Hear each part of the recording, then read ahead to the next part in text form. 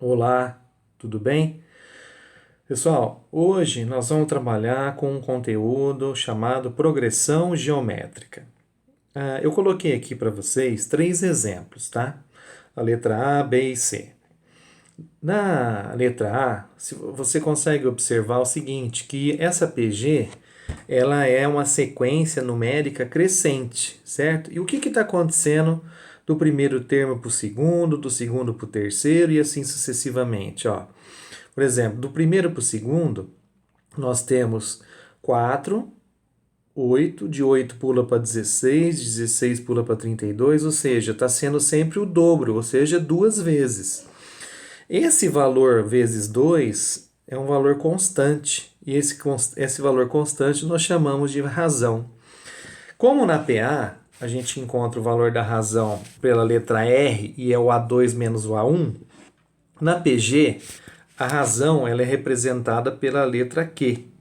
E para você encontrar o valor da razão, você pode fazer o quê? O segundo termo dividido pelo primeiro, você pode fazer o terceiro dividido pelo segundo, o quarto dividido pelo terceiro e assim sucessivamente, tá? Então, todas essas são as formas que você encontra para descobrir o valor da razão. Nesse caso aqui, eu faço o quê? 8 dividido por 4, e isso vai dar o valor constante chamado razão, que vale 2, beleza? Vamos ver na letra B o que está acontecendo agora. Ó. Você observou que os sinais estão sendo alternados? Começou com 6, que é positivo, depois 18 negativo, 54 positivo, 162 negativo, ou seja, o primeiro termo é positivo, o segundo é negativo, o terceiro é positivo, o quarto é negativo e assim por diante. Então está alternando os sinais. Esse é um tipo de característica de uma PG.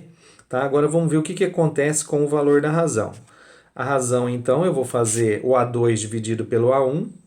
E lembrando que isso é uma opção que você tem, não é necessariamente só dessa forma. Você pode dividir o terceiro termo pelo segundo, o quarto pelo terceiro e assim por diante. Dividindo, então, menos 18 por 6 vai dar o quê? Menos 3, certo? Então, toda vez que a PG for uma sequência que alterne os sinais, a razão será sempre um valor negativo, beleza? Vamos para o terceiro caso. Ó. Você observou, começou com 8, 2, meio, 1 oitavo. Ou seja, os valores estão diminuindo, ela é uma PG decrescente.